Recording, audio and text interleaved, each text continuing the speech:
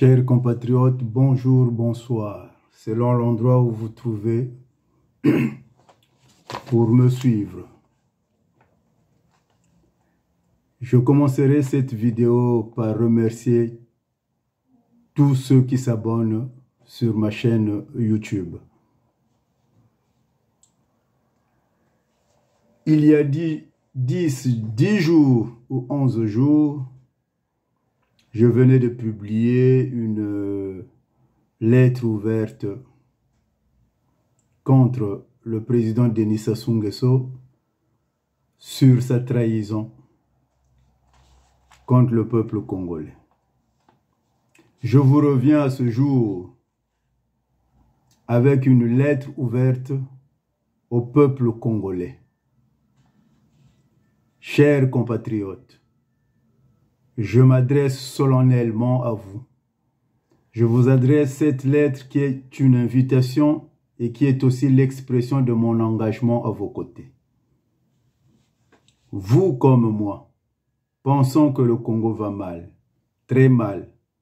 Il ne fait plus l'ombre d'un doute pour quiconque de s'accorder avec moi et de constater, avec consternation, que le Congo est en déliquescence totale.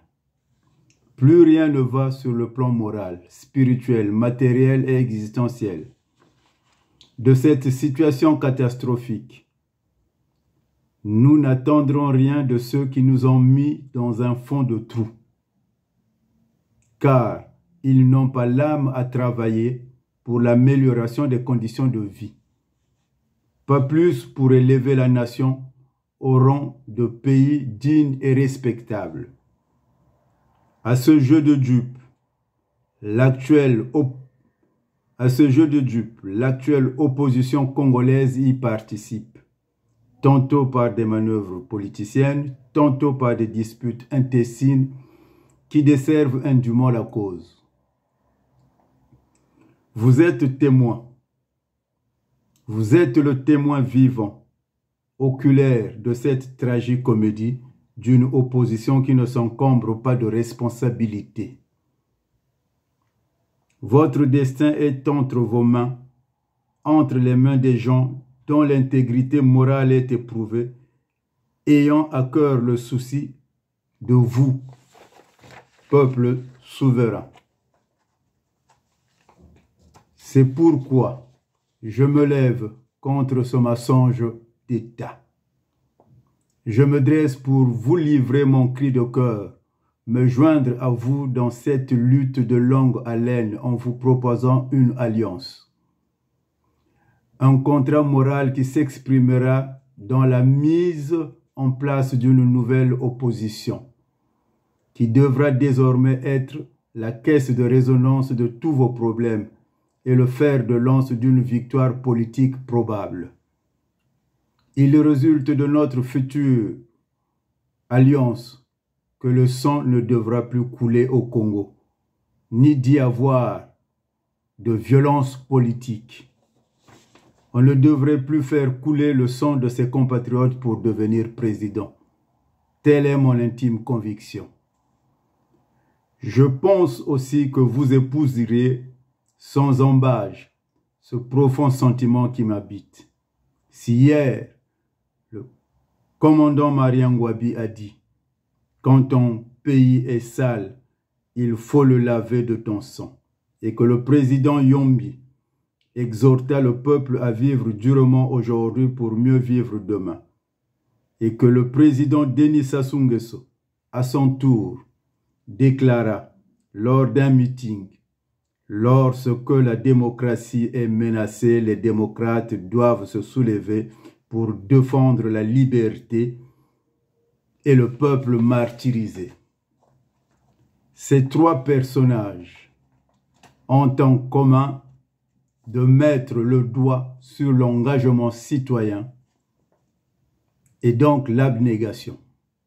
C'est pour cela qu'en ma qualité de citoyen engagé, d'objecteur de conscience et bien plus de lanceur d'alerte, je prends ma plume pour exprimer ma pensée, dénoncer les dérives de la société politique, la mauvaise gouvernance d'une élite dirigeante peu vertueuse ne devrait pas paraître comme un sacrilège, un crime de lèse-majesté, ne devrait donc pas exposer le citoyen engagé à la furie et à la barbarie d'un régime répressif autiste. Car tout est supposé être dit dans le cadre d'une démocratie assumée. Être dit avec véhémence et clarté. C'est le sens d'une démocratie intégrale, cette vertu qui permet à chacun de penser et d'émettre ses opinions, penser dans le cadre d'exercice de nos libertés. Dès lors, ce n'est pas facétieux de lutter pour l'instauration d'une véritable démocratie. Je vous le concède, tant qu'il y a des pesanteurs, des goulots d'étranglement. Des goulots d'étranglement. Quand un régime, bien, mal ou non élu, transforme le pays en une existence exécrable, en prison à ciel ouvert ou en tombeau nos illusions, l'engagement citoyen devient un impératif catégorique. Chacun doit, pour cela, apporter sa contribution à une réflexion profonde collective, de manière à cimenter une vision et une démarche commune. De fait, par sa participation, doit concourir à rendre l'engagement citoyen dynamique, durable et bénéfique à l'action collective et donc nationale. C'est donc dans cette optique que je propose à vous, peuple souverain, ce nouveau concept de l'opposition que je baptise opposition citoyenne de juxtaposition, OCJ. L'OCJ est une alliance citoyenne et politique qui résultera d'une convention de l'opposition et des forces vives de la nation. Elle est le fruit du don de soi de chacune des forces ayant en prime le sens du devoir, acceptant de se mettre ensemble, de faire corps de manière à atteindre une masse critique, le rendant visible et influente. Elle vise à prôner l'unité de l'opposition intégrale, acquise au changement radical, conformément à notre vision souveraine. Elle suppose donc de se retrouver dans le cadre des assises nationales de l'opposition et des forces vives, d'adopter une vision politique unitaire et consensuelle et de transcender la question de la candidature unique pour 2026. Tel est le devoir, tel est le sens du devoir. L'opposition citoyenne de juxtaposition. OCJ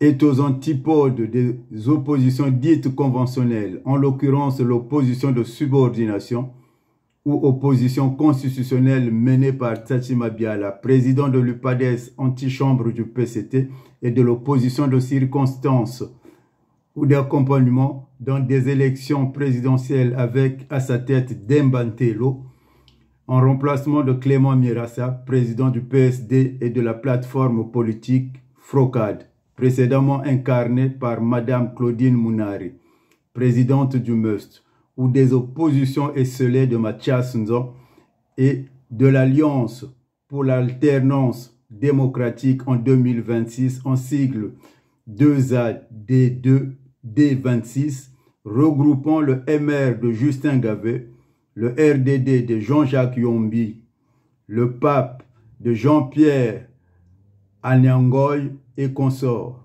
L'opposition citoyenne de juxtaposition milite pour un monde civilisationnel.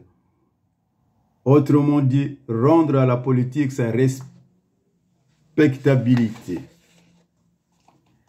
Et en d'autres termes, il s'agit de civiliser les mœurs politiques, la gestion responsable des biens publics, le respect des règles, une redistribution équitable des ressources pour la sauvegarde de la sacralité de la vie humaine aujourd'hui bafouée, rendue à l'état de mendiant par la confiscation égoïste volontaire s'assimilant à du gangstérisme, empêcher que la scène politique ne se transforme en pièce de théâtre ou ne vire au vaudeville, entre parenthèses plaisanterie, et surtout empêcher que les antagonismes politiques qui résultent de cette mauvaise éthique ne fassent davantage des victimes innocentes.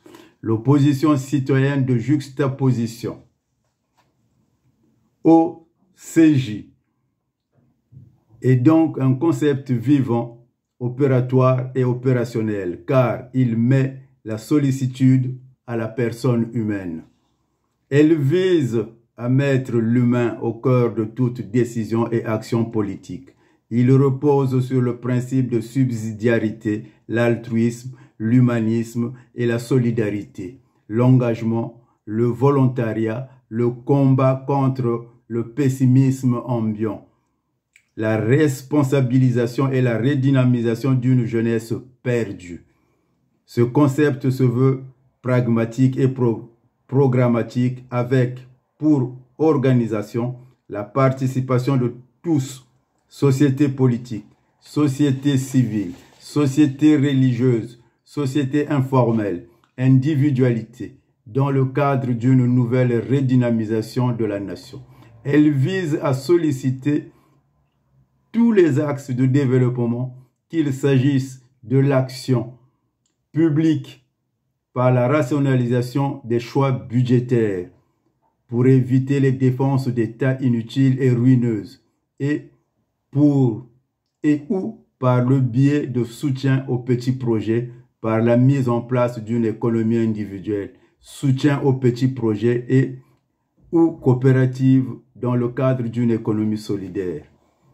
Les assises de l'opposition, à mes yeux, sont la seule planche de salut qui vaille, au risque de nous éterniser dans une opposition stérile et désuète. Car, jour par jour, nous voici 25 ans englués dans une opposition qui ne produit pas de fruits. Dès lors, Sassou Nguesso peut continuer à dormir sur ses lauriers, sur ses oreilles, devant une opposition déchirée, famélique et malléable à jamais. Enfin, je ne saurais terminer mon propos sans m'adresser à la diaspora, cette 13e région extraterritoriale du Congo a organisé les rencontres de la diaspora politique pour un combat efficient et efficace dans un cadre structurel et dans la convivialité manquante. Ainsi donc, je convie toutes les citoyennes et citoyens qui adhèrent à ce projet à faire acte d'allégeance à ce grand projet réformateur pour remettre sur les rails un combat anesthésié, mort, qui n'existe plus que de nom. Votre promptitude et votre engagement sans faille seront à la hauteur des espoirs attendus. Peuple, vous êtes le détenteur de la légitimité. Votre souveraineté devra s'exercer sans faille afin de rejoindre nos rangs. Voici le contact: armand.monziono@gmail.com. Un document de la convention concernant la candidature unique est en élaboration. Armand Monziono Boutelisi, le Vindoumouneur Mushinzo Congo. Je répète pour le mail, c'est armand.monziono@gmail.com. Tout est en minuscule.